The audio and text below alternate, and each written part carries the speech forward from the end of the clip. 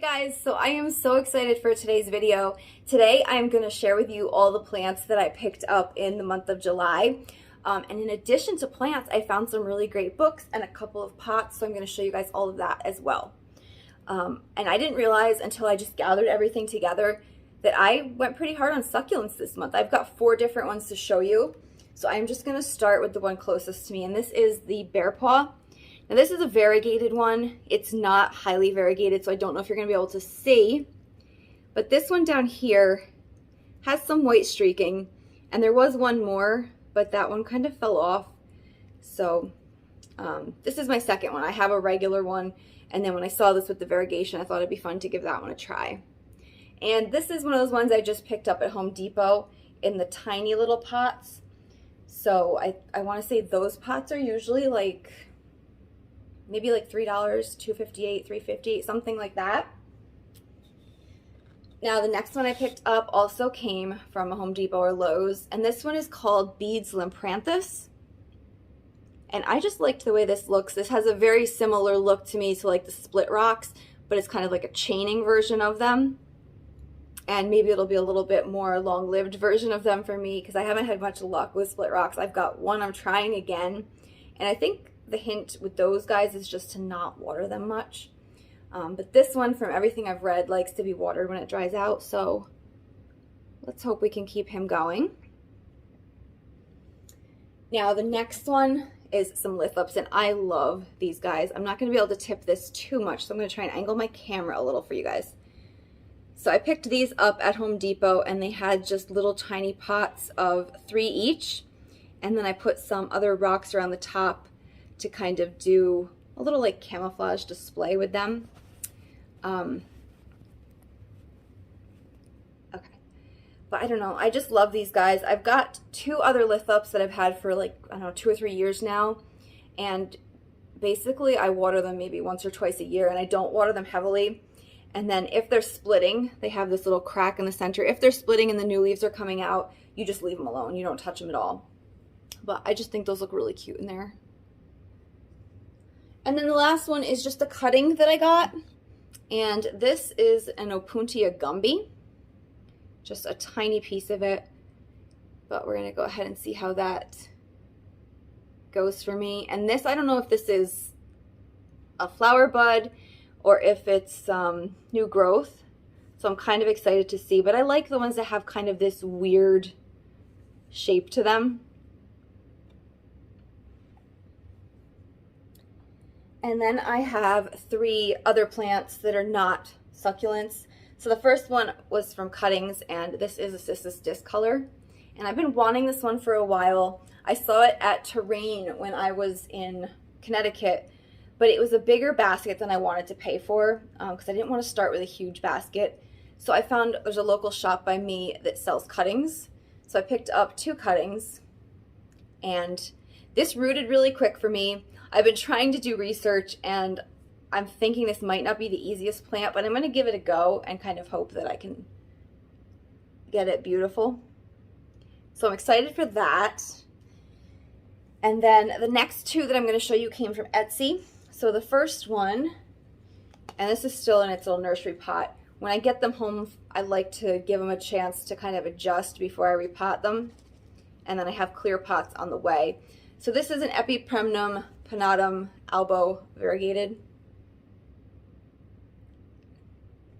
So it's similar to like the Cebu Blue or whatever, like that type of a trailing plant. And there we go. I just got really pretty variegation. I'm hoping that it'll grow really well because it's an Epipremnum. So fingers are crossed for that. And when these guys get big, they do get like fenestrations and stuff in their leaves. So I mean, it could look similar to a Monstera, which I would like to get someday. I'm just not willing to pay the market prices right now for that. But I thought this guy was really pretty, and I'm excited to see what it will do. And then the last plant I have to share with you guys before I show you the books and the pots is this guy here. And right now it just looks like nothing because it's so tiny. But this is an Anthurium veitchii, And this is the one that can get like the abs in it. So it can get up to like 3 feet long, and it'll be rippled. And I will put a picture in so you can see why I love this plant so much. It also gets really good, I want to say like good reviews. I don't know if that's the right word, but people that grow it say it's an easier one to grow. So I'm going to start with this little seedling, and I'm going to go from there and just see what we can do. So now I'm going to show the pots that I picked up, and this is the pot that I have the Anthurium veitchii in. And this came from Marshall's. It actually came with a little black ring that would go on the wall and hold it, but I just liked the shape of the pot. So we've got that one. The next one that I'm going to show you, this one here is probably my favorite terracotta pot ever. This one came from Home Goods. It was $7.99, and it's from the brand, I'm going to mess this up, Borrelera. It's made in Portugal, and it's numbered on the bottom, which I don't know. I don't know if it's like a, I mean, I would tend to think that these are mass produced, but maybe it's not. But it's got some really nice texture to it, and then I like the bottom, like the shape of it. It's just the shape you don't see all the time for terracotta, and I have the perfect plant planned for this. My husband bought me a plant for my birthday. It's from Ecuagenera, so I'm waiting for it to come in, and it's going to be like an acclimation process. But if all goes well, this is the pot I have planned for it. And then I also picked up some terracotta from a sale. So around my area, there's a place called Hawley, Pennsylvania, and there's a guy there that was called the Cactus Man. He's going out of business, and everything was 50% off. I was hoping to go and see some cacti because he used to have a ton of like really great ones. They were all gone, but there was a lot of these little terracotta pots still. So I got every terracotta pot for 50 cents. There was only one of this cylinder shape, and I still have to wash these, but there was only one of that cylinder shape, so I got that one. And then I got 19 of these. So I have a total of, I spent like $10 in pots. And right now, I don't know if it's like this for everybody, but my Home Depot and my Lowe's, it's impossible to find small terracotta. It's like there's a shortage on terracotta. So I was really excited to find these, and these have that great age to them that even after I clean them up just a little to get the dirt out, there's still some scuffing and some chips, and you can just see that they're not new pots, and these are my absolute favorite ones to use. And then finally, I want to show you guys the 3 books that I picked up. I am just going to start right off the bat with my favorite. So I picked up this book, Success with Houseplants, and this came from the same shop that I got my Sis's disc color. It's called Flora Good Times, and if you're around like the Beacon, New York, if you're in Hudson Valley, definitely stop in and check it out. They have all kinds of plants. They have like rarer, harder to find ones. They have common ones, and then they have some other little goodies, and that's where I got this book. They have a bunch of copies of this, so if you're in that area and you want one, or you can find one on Amazon maybe, but I loved this book. It took me like 2 weeks to read because it's about 500 pages or so, and I did like skip through and look at the sections that of the plants that I own. I did skip over some of the outdoor plants and things, but this is just, I can't say enough good things about this book. This is such a good book. And because it was an older book, I think it was the 70s. Let me see what we've got in here.